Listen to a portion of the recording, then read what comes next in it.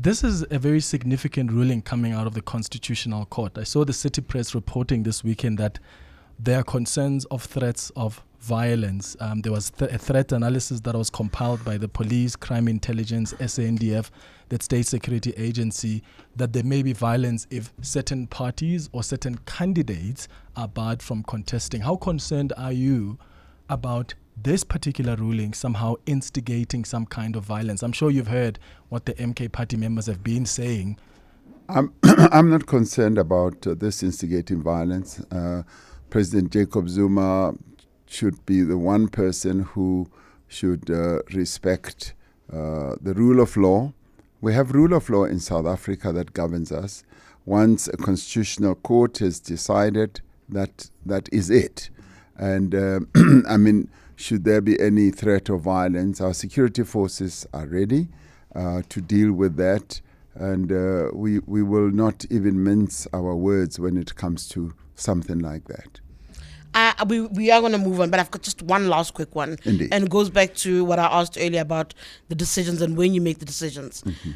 Society, by and large, watching the development, the formation even, the idea that a former president of the ANC could go out and urge people to vote against the ANC, will say the ANC bent over backwards for many years.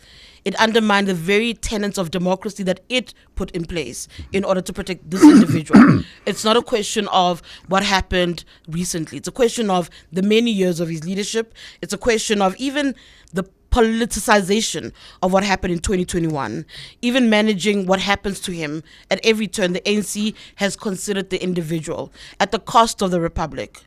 What says you to the public that's watching saying, actually, you deserve everything that you're getting as the ANC because you engineered the path towards this? Well, you know, TD, the ANC has seen a number of political parties springing up from people or by people who left the ANC. And it's not anything new.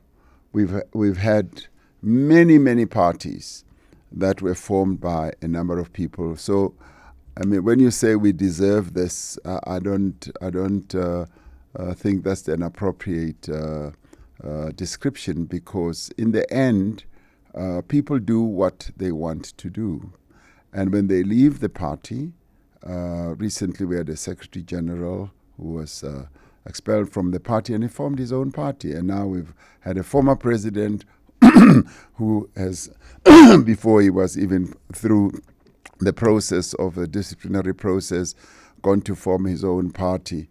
So in the end, people choose what they want, but the ANC goes on. And we, in many ways, we even becoming stronger and stronger as people have left our family, and they think that by leaving our family we're going to be weakened, we're going to lose elections, and they are in for a surprise, because the members of the ANC family and its supporters are determined to ensure that the ANC continues leading this country.